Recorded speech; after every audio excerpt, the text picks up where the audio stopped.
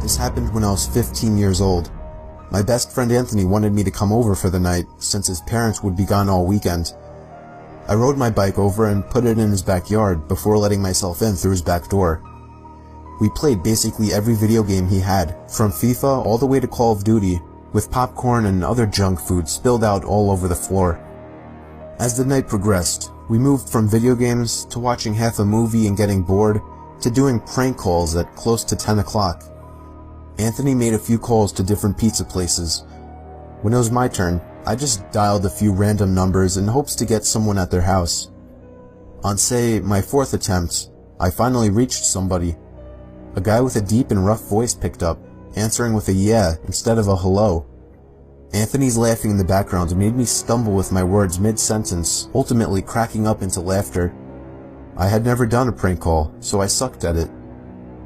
The guy on the other end was silent. I regained a straight face and tried to continue with the call. It went something like this. Sir, would it be alright if I borrowed one of the wheels from your car?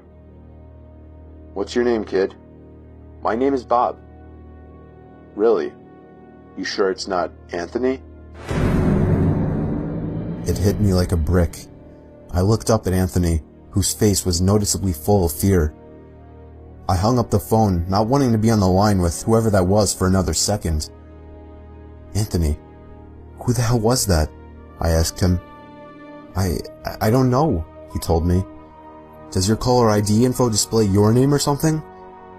No, it shows my dad's name. We hopped on the computer and did some research, trying to figure out how it was possible to get someone's name through their phone number. It didn't make sense how he could get Anthony's name so quickly.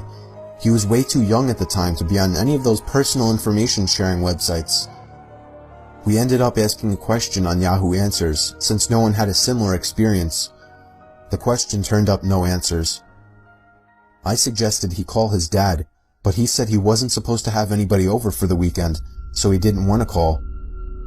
We planned on sleeping in the living room, so we just resumed watching the movie that we hadn't finished from earlier. Right after the phone call had left my mind, me and Anthony looked at each other when we heard his front storm door opening, and then the doorknob to the front door began to turn. It only was able to turn about halfway before the lock restricted it. Anthony turned off the TV, and I went over to the window to see who it was. I spread the blinds open. There was a tall guy standing outside. He noticed the blinds moving, and turned to look at me.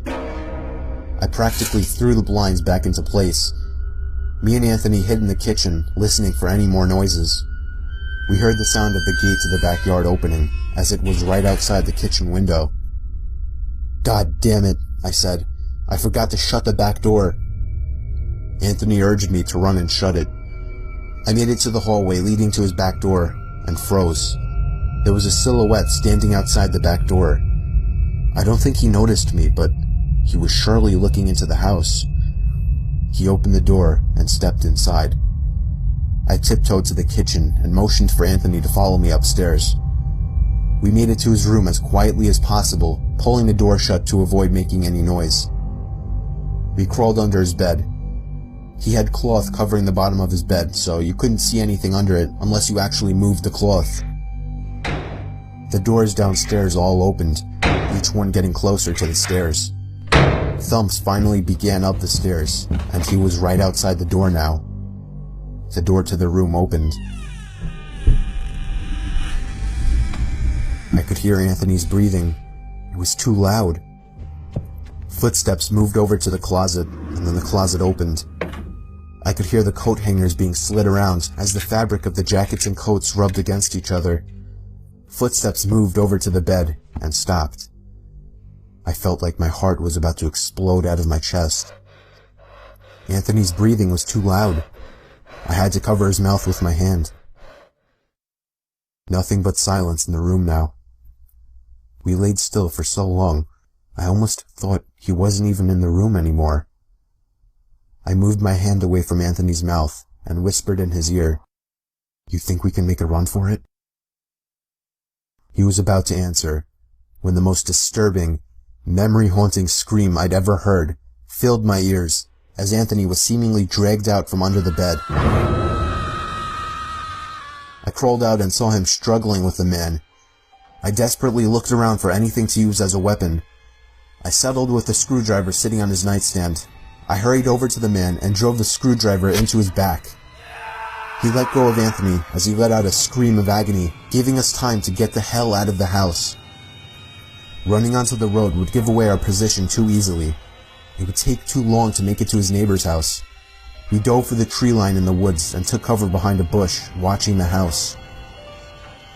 The back door opened as the man stepped outside, looking around the backyard. He then looked out to the woods. I felt his eyes pass me as he scanned through the tree line.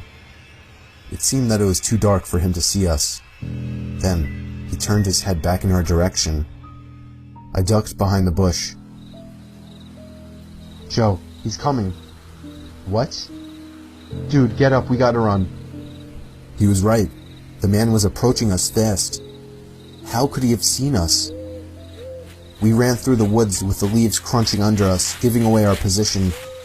When Anthony tripped over something, I crouched down with him, hoping we had run far enough. Not even 20 seconds later, oncoming footsteps from the direction we were running from came fast. They slowed down only 2 trees away from us, as we lay face down in the leaves. Moments later, the footsteps take off in another direction. We waited until we could no longer hear them, and took off back in the direction of the house.